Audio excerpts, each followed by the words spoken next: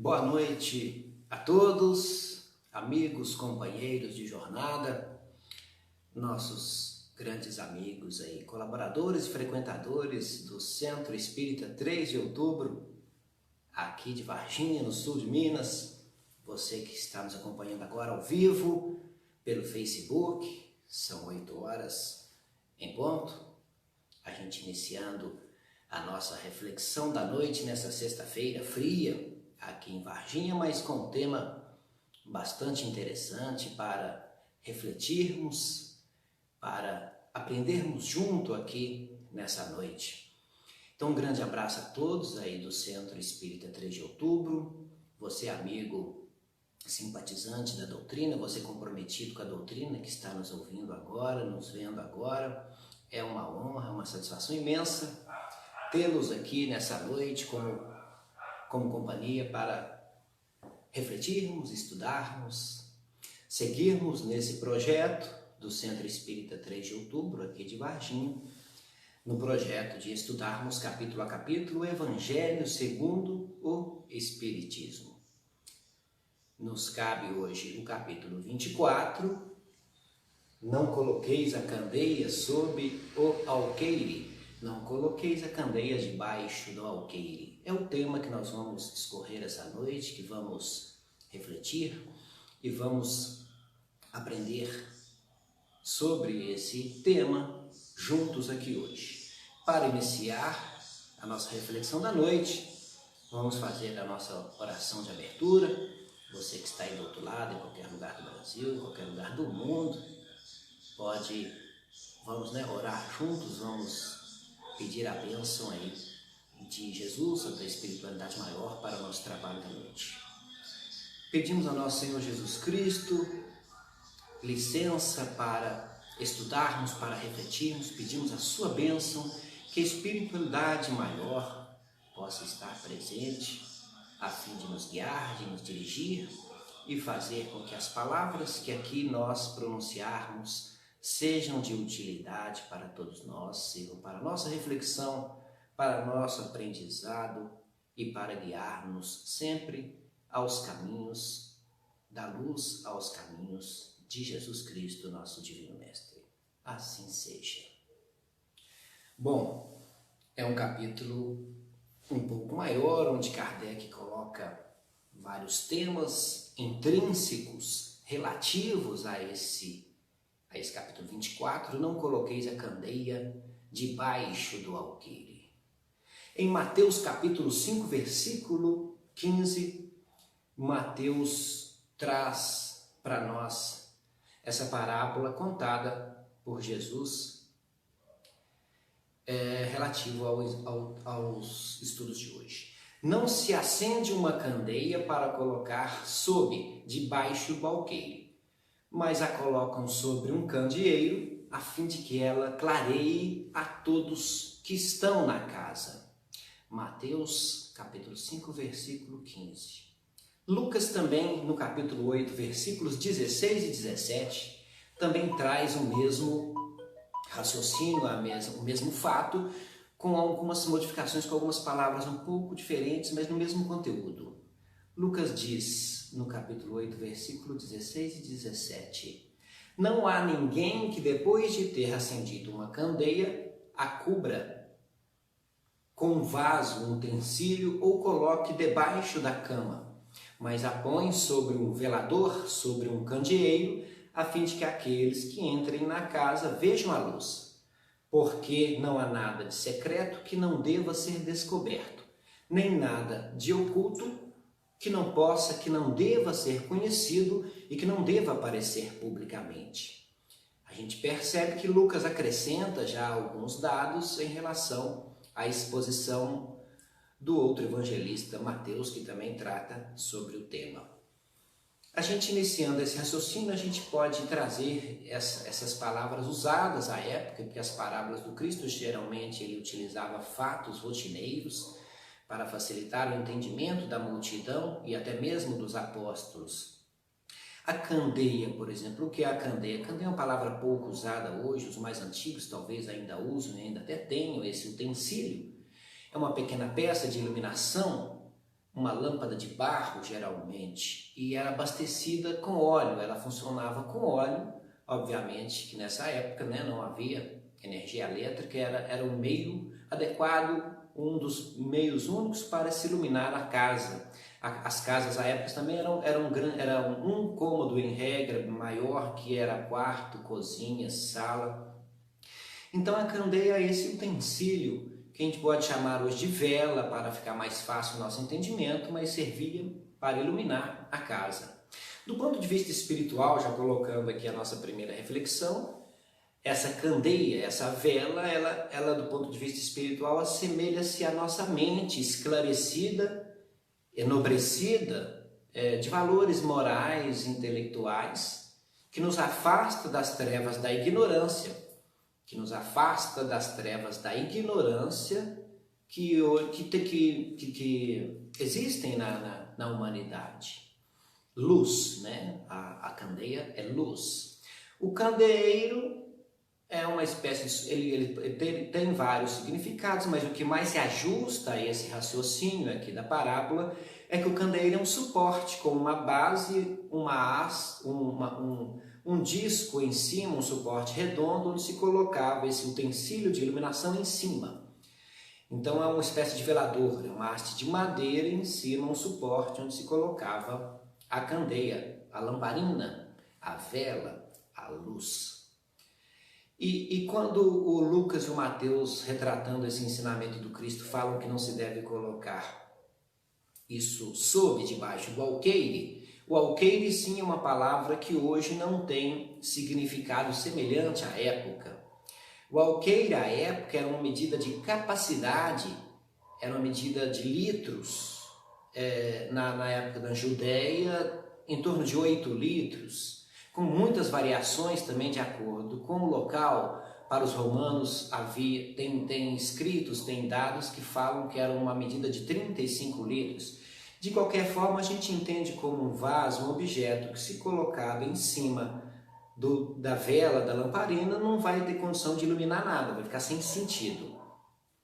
Então o alqueire é esse objeto que não se deve colocar em cima, porque vai tirar todo o efeito da luz, da iluminação que se quer, que se tem por objetivo. E nós temos que ter a nossa própria luz, né? Nós temos que ter a nossa própria luz e não deixar que esse alqueire, que esse vaso, esse utensílio nos cubra, nos ofusque essa luz. Só a título de curiosidade, ainda falando do alqueire, hoje alqueire para nós não tem esse sentido desse invólucro, desse utensílio que cobre algo, né? O alqueire hoje é uma medida de área, usada muito para terras, o alqueire mineiro, que mede 48 metros quadrados e 400. O alqueire paulista é metade, 24.200. A gente vê, né? Até hoje, atualmente, tem diferenças de medidas drásticas. Imagina na época. Então, esse 8 litros que eu digo para o alqueire é uma das medidas que a gente tem conhecimento, que tem notícia. Vamos prosseguindo, então, interpretando ainda esta parábola. Essa parábola da candeia, ela nos revela o quanto é importante fazer a divulgação das verdades espirituais. O quanto é importante, se a gente tem acesso a esse conhecimento, a essa verdade, a gente poder levar isso a mais pessoas, começando com nossos familiares, amigos. É importante a gente ter essa consciência de divulgar as verdades que chegam até nós. Devemos fazer brilhar a nossa luz, ainda que a gente tenha consciência da pequenez da nossa luz, aquela luz pequenininha, quase apagando, mas que, se nós quisermos, tivermos determinação, tivermos testemunho para isso, essa luz pode ser útil para aqueles que ainda não têm acesso a nenhuma luz. Então a gente tem que ter essa consciência de que, ainda que pequena a nossa luz, a gente tem que colocar ela em cima do velador, numa posição mais em cima, e deixar ela expandir, deixar ela propagar para que todos tenham acesso a essa luz. Deixar a luz debaixo do vaso, debaixo da cama, debaixo do alqueire, a gente pode comparar aquelas pessoas que possuem alguns conhecimentos espirituais das verdades ensinadas pelo Cristo e os ocultam esses conhecimentos adquiridos, esses esclarecimentos adquiridos, muitas das vezes, infelizmente, no intuito de terem domínio em relação sobre aqueles que ainda não tiveram acesso a essa luz, aqueles que não tiveram acesso a esse conhecimento. Os espíritos superiores, eles não mantêm ocultos os conhecimentos que eles possuem. Pelo contrário, disponibilizam esse conhecimento a todos nós. Hoje, muito mais fácil ter esse acesso, né? A gente tem acesso a todas as obras do Kardec gratuitamente, em PDF, na internet. Você pode baixar as obras do Chico, você encontra Francisco Cândido Xavier, quase 500 livros aí, nos esclarecendo, nos trazendo os conhecimentos maravilhosos, interpretando o que o Cristo nos trouxe de maravilhoso. Então hoje é muito fácil a gente ter acesso a essa luz, né? O que na época do Cristo a divulgação era no corpo a corpo, o trabalho era muito mais difícil. Prosseguindo nesse capítulo, né, logo no início, há uma pergunta: por que há um embate? Por que Jesus falava por parábolas, já que a gente está falando que não se deve ocultar o conhecimento e a luz de cada um de nós? Esse já é um raciocínio mais simples para nós chegarmos a algumas conclusões. Porque naquela época do Cristo, o povo não estava, todo o povo que o rodeava, todo o povo da região da Judéia, não estava preparado intelectualmente nem moralmente para entender todos os ensinamentos do Mestre, todos os ensinamentos trazidos por Jesus. Eles não estavam preparados. Então Jesus ia graduando a transmissão dos seus ensinos conforme a capacidade de assimilação daqueles que o ouviam. Com os apóstolos, muitas das vezes, Jesus aprofundava mais, por eles já estarem mais preparados, foram escolhidos por Jesus para propagarem, continuarem a missão, né, do Mestre.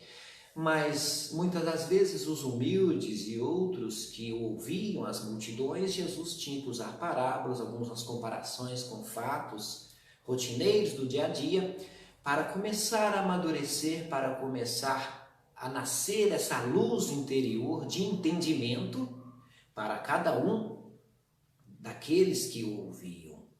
Hoje mesmo, 2000 anos após o Cristo, os ensinos, os esclarecimentos chegam até nós no momento oportuno, na hora certa. Chega paulatinamente, chega aos poucos, mesmo hoje, com uma evolução intelectual muito maior do que a da época. Moral ainda, né, infelizmente, a gente tem muito a aprender, mas o desenvolvimento intelectual do homem é muito maior do que aquela época. Tem que vir na dose certa, tem que ser paulatinamente mesmo. Imagine você contratar um professor universitário de matemática para dar aula no ensino fundamental para crianças de 7 ou 8 anos, que estão começando a aprender as operações básicas da matemática, de adição e subtração, e o professor começar a ensinar álgebra avançada, trigonometria, integral e derivada, ou seja, ninguém vai entender absolutamente nada. Então, Cristo usava parábolas e ia paulatinamente levando conhecimentos mais profundos, consoante a assimilação daqueles que o ouviam. Então, ia paulatinamente, gradativamente, levando esses conhecimentos a todos aqueles que o ouviam, e não eram poucos, eram sempre multidões que estavam lá preparadas com o coração aberto para ouvir o Cristo. Um outro raciocínio, uma outra interpretação que a gente pode ter desse capítulo 24, mais especificamente ainda na parábola "Não coloqueis a candeia debaixo do alqueire", nos elucida Emmanuel através de um livro psicografado por Francisco Cândido Xavier, o livro Fonte Viva, que a claridade da candeia para produzir claridade na candeia, esse utensílio antigo, consome energia. Assim como nós hoje, essa vela que me ilumina aqui, essa vela não, né? Eu já passei dessa época. Essa luz que aqui me ilumina nesse momento é movida a energia elétrica, como você aí na sua casa. Então essa energia essa energia da luz é a nossa energia vital, a nossa energia para produzir algo. Sem o sacrifício da energia elétrica e do óleo naquela época, não há luz. Então a nossa existência, segundo Emmanuel nos ensina, é uma candeia viva, é uma luz viva. E é um desperdício gastarmos nossa energia apenas em proveito próprio. É um desperdício gastarmos a nossa energia apenas em proveito próprio, egoisticamente. Nos ensina Emmanuel, com base nesse ensinamento do Cristo. Ninguém deve amealhar, juntar experiências terrestres somente para si próprio, somente para si mesmo. Se você tem experiências em que lhe trouxeram aprendizado, vamos compartilhar essas experiências para que outras pessoas possam acertar mais do que errar a partir de exemplos dados por nós, que às vezes nós mesmos vivemos essas situações. Então vamos compartilhar as coisas boas que o Cristo nos trouxe. Vamos compartilhar a terceira revelação, esses ensinamentos que o codificador Allan Kardec nos trouxe há praticamente 2 séculos e a gente está aqui para erguer e manter essa bandeira elevada no alto para que todos tenham acesso a esse conhecimento e tirem as conclusões que quiserem tirar, mas é bom ter o acesso, é bom estudar, é bom analisar todos esses ensinamentos para que a luz possa começar a brilhar cada vez mais forte em nossos corações, em nossa vida. Vamos mudando então, evoluindo nossa reflexão da noite. No item 8 desse capítulo 24, estamos, não coloqueis a candeia sob o alqueire, estamos nesse capítulo 24 do Evangelho segundo o Espiritismo. Mais para frente um pouquinho, a gente ultrapassando essa parábola da candeia, é um subtítulo: Não vades aos gentios. Não vades aos gentios. Palavras do Cristo. Jesus enviou os seus apóstolos depois de lhes ter dado as seguintes instruções: não vá aos gentios, ao encontro dos gentios, e não entrem nas cidades dos samaritanos, mas ide antes as ovelhas perdidas, desgarradas de Israel, e nos lugares para onde vocês forem, preguem dizendo que o reino dos céus está próximo. Jesus quis dizer o que com não vá aos gentios ou não entre na cidade dos samaritanos? Sempre fazendo uma analogia, uma comparação com a situação da época cultural e local, para a gente entender exatamente o que Jesus quis dizer. Os apóstolos já mais bem preparados para prosseguir com o trabalho que o Cristo estava trazendo naquele momento, e isso aconteceu depois ainda com Paulo de Tarso, o apóstolo dos gentios. Os gentios aqui na época eram consideradas todas as pessoas que não eram da cultura, da religião judaica, os pagãos, muitas das vezes politeístas, como acreditavam mais de um Deus que não era o Deus dos judeus, o Deus único, cultura monoteísta judaica. Então esses gentios, eles eram mais afastados desses ensinamentos de Moisés. Moisés já era uma grande evolução, veio 1500 anos aproximadamente antes do Cristo, mas já com os 10 mandamentos, o Pentateuco, os cinco livros básicos da Bíblia. Então, o que Jesus quis dizer nas palavras mais simples, quando ele falou com os apóstolos para não pregarem junto aos gentios e não perderem tempo naquele momento em entrar na cidade dos samaritanos? Jesus quis dizer: não percam tempo com aqueles que se recusam a ouvir e a ver a boa nova. Vão, vocês apóstolos, semear num terreno já preparado para florir. E de acordo com a cultura da época, os judeus já tinham caminhado alguns passos a mais do que os próprios samaritanos, que eram a região ao norte da Judéia, ficava entre a Judéia e a Galileia, mas os samaritanos eram bastante fechados, eram tidos até como heréticos, por ter influências da Babilônia e outras culturas, eles mais presos apenas ao Pentateuco de Moisés, tinham um templo próprio para não ir em Jerusalém nas festas religiosas. Então Cristo quis dizer o seguinte: vão primeiro onde vocês vão ter mais sucesso, ter mais entendimento, que vai facilitar o trabalho de vocês. Então, dessa forma, a gente entende por que o Cristo deu essa instrução aos apóstolos para, a princípio, é claro que tudo ao seu tempo ia acontecer, como o próprio Paulo de Tarso depois foi conhecido como apóstolo dos gentios, porque ele saiu fora da Judéia, foi pregar na Arábia, foi na Grécia, foi no Egito, e onde deu ele foi para levar aos gentios, já no momento posterior, os ensinamentos do nosso mestre Jesus. Ainda no capítulo 24 do nosso Evangelho segundo o Espiritismo, nós temos outro subtítulo: Coragem e Fé. Todo aquele que me confessar e me reconhecer diante dos homens, eu reconhecerei e confessarei também eu mesmo diante do meu Pai que está nos céus.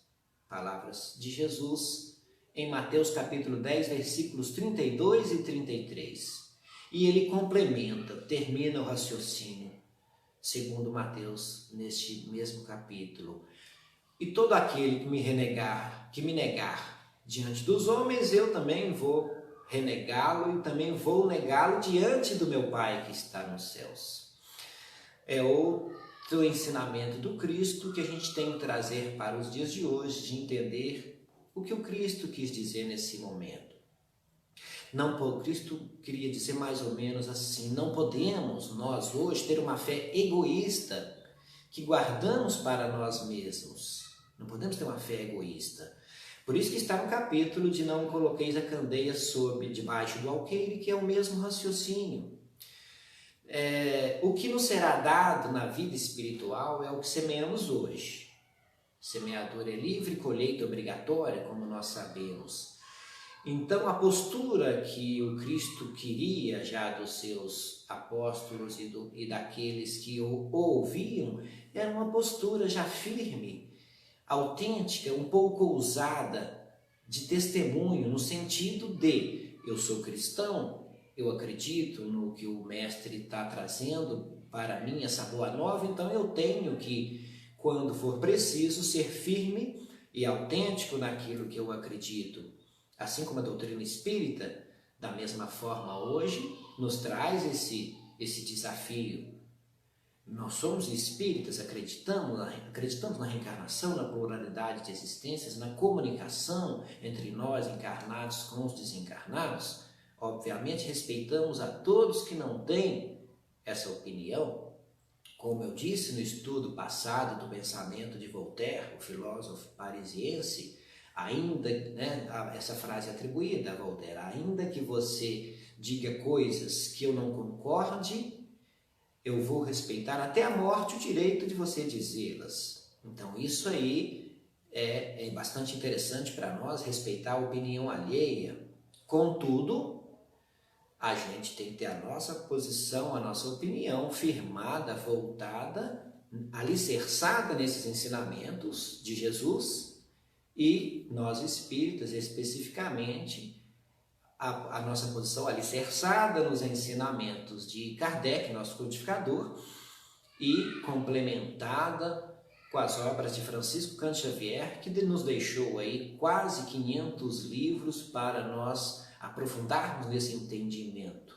E segundo Kardec, virão mais coisas, Porque paulatinamente os espíritos superiores, os espíritos vão nos trazendo conhecimentos maiores que ainda nesse momento, nessa condição evolutiva atual, nós ainda não temos condições de processar todas essas informações. Mas a nossa luz tem que ir crescendo. Temos que colocá-la num lugar alto para nos iluminar e iluminar quem está ao nosso redor. Em outras palavras, fé e coragem, coragem e fé, desse capítulo, item 13 do capítulo 24, eles nos traz também mais um raciocínio. Os bons não podem se portar com timidez. Os bons, que eu digo não no sentido de arrogância, mas os bons, aqueles no sentido que buscam o entendimento da palavra do Cristo sob a égide, sob a luz da doutrina espírita. Então nós não temos que ser tímidos nesse aspecto, não. Não ser arrogante, claro, respeitando a opinião alheia, repito, mas firmes no que nós acreditamos e na bandeira que carregamos. Então isso é muito importante, essa autenticidade, essa ousadia nessa seara de divulgação, de entendimento, de compartilhamento dos ensinamentos cristãos sob a interpretação da doutrina espírita. Ainda no capítulo 24, no item 17, após o não vades aos gentios, que comentamos no 8, falamos agora coragem e fé, que é o 13, carregar sua cruz. Quem quiser salvar sua vida, perderá. Carregar sua cruz, quem quiser salvar sua vida, perdê-la. É também um subtítulo desse capítulo que merece uma interpretação, que merece uma análise pormenorizada para a gente entender o que o Cristo disse. Carregar sua cruz, quem quiser salvar sua vida, vai perder sua vida. Como que é isso?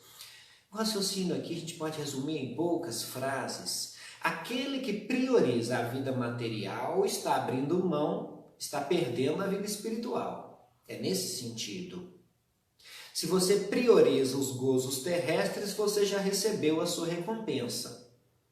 Isso significa que não é preciso você abandonar os seus planos materiais, os planos de momento. A questão é o que nós vamos priorizar. O plano espiritual ou o plano material? Então, a reflexão aqui é essa, o raciocínio é esse, que o Cristo já naquela época nos deixou, e o tema é, como todos os ensinamentos do Mestre, muito atualizados, muito importantes. Nós vamos fazer para nossas vidas planos eternos. Vamos priorizar os planos eternos. Priorizar os planos eternos é o que nos fará caminhar no caminho luminoso do Cristo para que a gente tenha muito mais boas realizações e boas colheitas do que ter decepções. A gente hoje já tem esse entendimento e não é desculpa para nós cristãos, nós espíritas, de que temos que priorizar as conquistas espirituais, priorizar as conquistas morais, a nossa reforma íntima. É o que Kardec diz, domar as paixões inferiores. É muito difícil? Claro que é. Sempre digo, para todos nós, para mim, para você que está aí me assistindo, me ouvindo, essas mudanças são difíceis, mas a gente tem que lutar para isso, priorizar essas conquistas espirituais, que são elas que nos acompanharão, elas que nos servirão para a nossa caminhada eterna, para a nossa jornada eterna. Os planos materiais são importantes, mas nós temos que ter consciência que eles vão ficar aqui. Os nossos diplomas, as nossas posses materiais necessárias para a nossa vida civilizada hoje, no ano 2020, né? Na civilização atual, é claro que a gente tem que ter, temos família, temos despesas, temos conquistas, mas vamos lembrar dessa palavra, priorizar.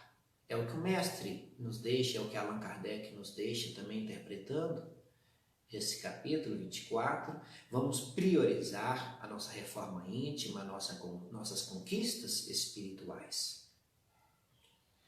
Eu pulei um subtítulo desse capítulo de forma proposital para deixar para o final esse subtítulo, que eu trarei uma história bastante interessante que vai elucidar bastante esse subtítulo do capítulo 24. Em Mateus capítulo 9, versículos 10 a 12, o Cristo assevera, o Cristo diz: não são aqueles que estão bem que têm necessidade de médico.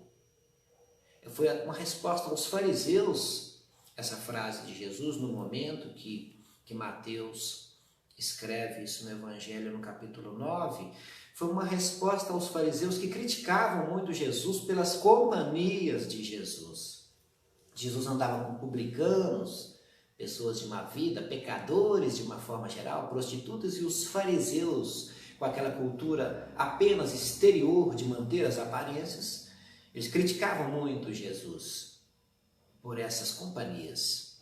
Então, por isso que esse subtítulo traz essa reflexão para nós. Não são aqueles que estão bem que têm necessidade de médico. E Jesus se dirigia, em regra, era mesmo aos pobres, aos deserdados. Jesus se dirigia a todos, mas especificamente àqueles necessitados mesmo, que já estavam prontos com o coração aberto e precisavam daquela ajuda, daquela luz que o Mestre irradiava. É como nos tempos atuais, através da mediunidade, fazendo aqui uma analogia já com a doutrina espírita, os espíritos se manifestam em todas as classes sociais. A mediunidade não é uma prerrogativa de espíritos ricos ou cultos, ou de uma raça ou outra, está espalhada em todo o mundo, em todas as culturas e em todas as classes sociais. A sua elevação moral, a elevação moral de cada médium é que vai fazer uma conexão melhor que eu digo, fazer uma conexão com a espiritualidade maior, que nos trará aprendizados, nos trará conhecimentos. Então, essa conexão do médium vai ser determinada pela sua elevação moral. Porque todos os espíritos que estão aí estão abertos a fazer um contato, vamos dizer assim, com os médiuns. Mas essa atração, ela é determinada pela elevação moral e pelo estudo do médium, muito importante o estudo, e para fazer essa conexão com determinados espíritos mais evoluídos ou espíritos menos evoluídos. Bom, eu disse que eu tinha uma história muito interessante para elucidar ainda mais essa questão sobre essas palavras do Cristo. Não são aqueles que estão bem que necessitam de médico. Eu vou trazer uma história que está neste livro aqui. Está neste livro aqui mais uma obra-prima, mais uma pérola de Francisco Cândido Xavier, pelo Espírito Irmão X, Humberto de Campos, Estante da Vida. Tem um caso aqui que é engraçado a princípio, mas ele traz uma mensagem muito forte exatamente nesse tema desse subcapítulo: não são aqueles que estão bem que têm necessidade de médico. Está no capítulo 19 desse livro, Estante da Vida, com o título Jesus e Simão, Jesus e Pedro. Jesus se encontrava com Pedro numa região conhecida como o Triângulo Evangélico, 3 cidades onde Jesus trabalhou muito, pregou muito. Era Corazim, Cafarnaum e Betsaida. Jesus pregou muito. E essa cidade que Jesus se encontrava, nesse caso retratado por Irmão X, era Corazim, a 3 quilômetros mais ou menos de Cafarnaum, situado no norte da Galileia. Jesus estava na casa de um anfitrião, de uma pessoa que estava acolhendo ele, Jesus e Pedro, com o nome de Jeroboão, na cidade de Corazim. E de repente, lá naquela situação, Jesus na entrada da casa com Pedro, e aparecem naquela situação 4 publicanos, oriundos da cidade de Corazim, que sabiam que o mestre estava lá, e já sentindo o coração pronto para receber a mensagem, a luz já começando a brilhar, esses 4 publicanos, que não eram bem vistos por serem cobradores, coletores de impostos, eles procuraram Jesus e o interceptaram na entrada da casa de Jeroboão. Nesse exato momento, Jesus foi solicitado para fazer um trabalho numa casa próxima. Então ele fala com Pedro: Pedro, entre aí com os publicanos, esses 4 publicanos, e ampara-os com a verdade. Ampare os publicanos com a verdade. Jesus deu essa missão para Pedro, enquanto Jesus ia resolver outra questão ali próxima. E Pedro, com aquele estilo já chucro, um estilo arredio, ele já olhou para aqueles 4 publicanos, já com um olhar de poucos amigos, né? Os 4 publicanos eram Eliúde, Moabe, Zacarias e Ananias. E o mais velho, Eliúde, com aquelas vestimentas dos publicanos, repleto de anéis, bem mais do que eu só tenho aqui o de formatura de direito, mas o Eliúde estava repleto de anéis, de colares, e era o mais velho. O Eliúde mesmo conversa com Pedro. Pedro estava mais já no fundo, dentro da casa do Jeroboão, e o Eliúde já pergunta-se: Pedro, você que é discípulo do mestre, a gente sabe que o Nazareno realmente é o Filho de Deus, o que você pode nos dizer sobre a palavra de Deus? Né? Os 4 publicanos interessados. E como eu disse, Pedro não estava com muita vontade de levar a palavra para esses publicanos. Aí o Pedro já lhe diz primeiro para o Eliúde, o mais velho: que pretendes aqui, ladrão de viúvas e órfãos? Sei que juntaste imensa fortuna, destruindo viúvas e órfãos para ter todas essas joias, esses anéis, esses colares de ouro e essa vida que você leva abastada.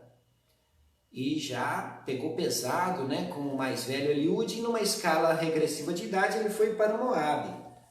E tu, Moabe, ignoras porventura que eu não conheço a sua miséria moral? Que eu não conheço a sua história? Que você destruiu seus 2 irmãos para ficar com a herança deixada por seu pai, deixando um irmão na penúria e o outro enlouqueceu? Você acha, Moabe, que eu não conheço a sua miséria moral? Aí dessa forma Pedro se dirigiu ao segundo publicano, o Moabe, dessa forma também dura. Aí ele vai para o terceiro, para o Zacarias: que buscas você, Zacarias? Não te envergonhas de ter provocado a morte do sapateiro Zorobatel? Você provocou a morte dele, comprou as dívidas mas como agiota, você foi cobrando, até provocar-lhe a morte para ficar com a sua viúva. Você, Zacarias, que procuras aqui? Você aniquilou um homem para ficar com a sua mulher, a sua viúva. Aí foi para o 4º publicano mais jovem, o Ananias. E ele fala: que posso dizer de você, Ananias? Você que cultiva, tem uma horta, cultiva hortaliças, é produtor de leite, e as crianças do seu bairro, da sua rua, mendigando, passando fome, esperando a sua caridade, que nunca veio, crianças e famílias que estão na indigência, que procuras aqui? Então Pedro realmente, né, pegou pesado com esses 4 publicanos, e em determinado momento ele bate muito forte com a mão fechada na mesa: que procuram aqui suas víboras de Corazim, seus ladrões de Corazim?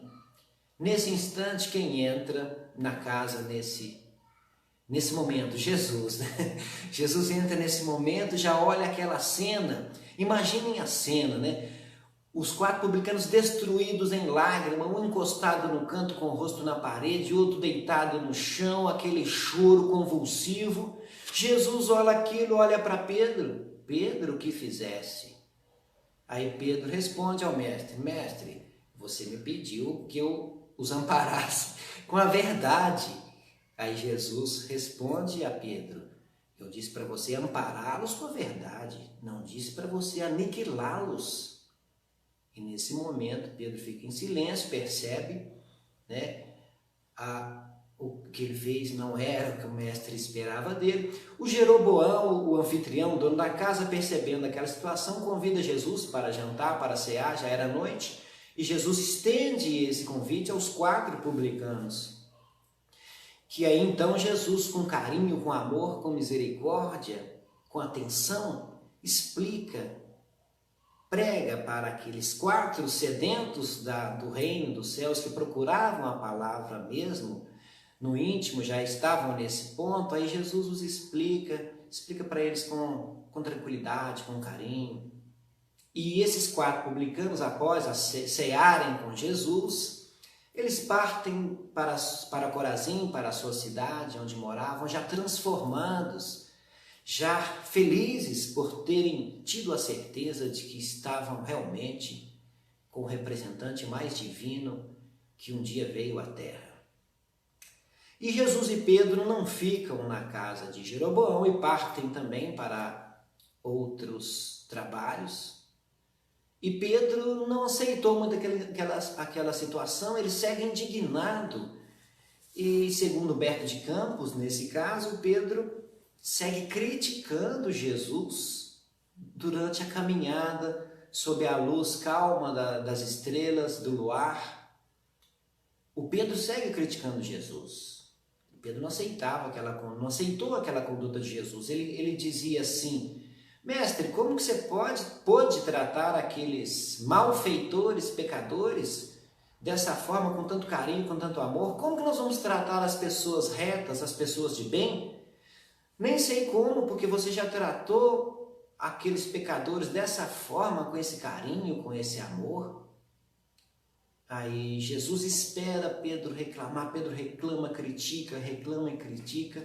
Num certo momento Jesus para e olha para Pedro e apenas diz para ele a seguinte frase: Pedro, eu não vim à terra para curar os sãos. Pedro, eu não vim à terra para curar os sãos. Então, essa história trazida no livro Estante da Vida por Humberto de Campos, o irmão X, vem ao encontro desse subcapítulo que eu deixei para o final. Não são aqueles que estão bem que têm necessidade de médico. Então, Jesus afirma isso por várias vezes nos seus ensinamentos.